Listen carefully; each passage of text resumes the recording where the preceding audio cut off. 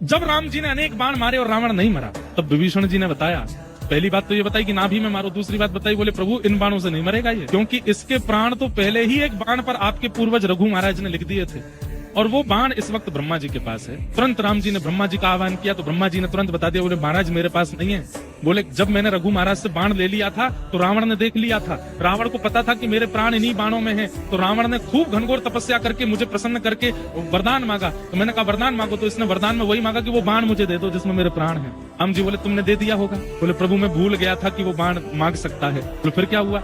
बोले वो बाण ले जाकर के इसने लंका में कहीं छुपाया है, अब वो नहीं पता कहाँ है। राम जी चिंता में बैठे, बोले रावण मर नहीं रहा है, इसका तो एक बाण में प्राण है। हनुमान जी महाराज आए, बोले भगवान कितना भी बड़ा राक्षस हो, कितना भी बड़ा धनवान व्यक्ति हो, कितना भी बड़ा बुद्धिमान व्यक्ति हो, वो अपनी गोपनीय से गोपनीय चीज किसी को नहीं बताता सिवाय अपनी पत्नी के, तो विशेष रूप से तब जब पत्नी भोली हो, सीधी हो। हनुमान जी महाराज की बुद्धि की पराकाष्ठा हनुमान चालीसा में सब बोलते हैं, उनसे बुद्धि विवेक की कामना हम लोग करते हैं, उन जैसा बुद्धिमान कौन होगा। उन्होंने कहा, बोले प्रभु हो ना हो, रावण पूरी लंका में अपने प्राण जिसमें बसे होंगे वो कहीं और नहीं, अपनी पत्नी के पास ही कहीं रखा होगा, आप कृपा करें तो मैं जाके लेके आऊं। बोले जाओ। तो हनुमान जी ने एक बटुक ब्राह्मण का रूप बनाया, पहुंच गए मंदोदरी के पास। अब मंदोदरी तो रो रही थी, रो करके बस प्रार्थना कर रही थी, हे महादेव मेरे पति की रक्षा करो, मैंने सुना है इतने बाण राम जी ने चला दिए, अभी तक तो सब ठीक है, कृपा करके मेरे पति की रक्षा करो। इतने में ही हनुमान जी आ गए ब्राह्मण का रूप धारण करके। मंदोदरी के पास जैसे ही पहुंचे तो ब्राह्मण देख करके और चरण पकड़े, हे विप्र देवता आप मेरे पतिदेव को आशीष दीजिए ना, उनका बाल बांका ना हो, ये राम जी तो भगवान है, ये उसको उनको मार ही देंगे, मेरा सुहाग चला जाएगा, कृपा कीजिए ना। देवी तुम क्यों रोती हो? अरे तुम भूल गई क्या? हनुमान जी ऐसे बात कर रहे हैं जैसे इनको सब पता है। तुम भूल गई क्या? क्या?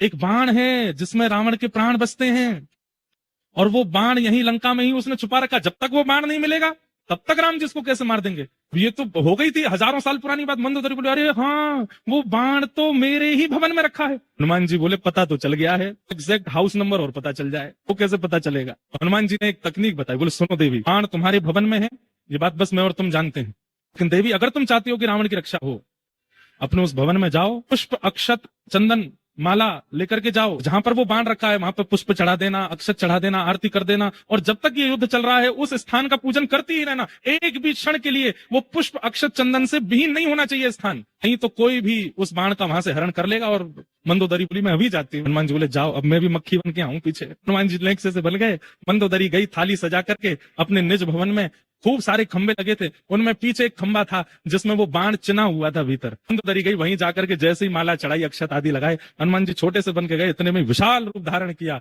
और एक मुष्टिक प्रहार करके खंभ भेदन करके भीतर से बाण निकाला, लेकर के सीधे राम जी के पास गए, जाके चरणों में अर्पित कर दिया, लीजिए प्रभु मार दीजिए। तब राम जी ने अंतिम बाण धारण करके जैसे ही रावण में मारा, वध हो गया। जब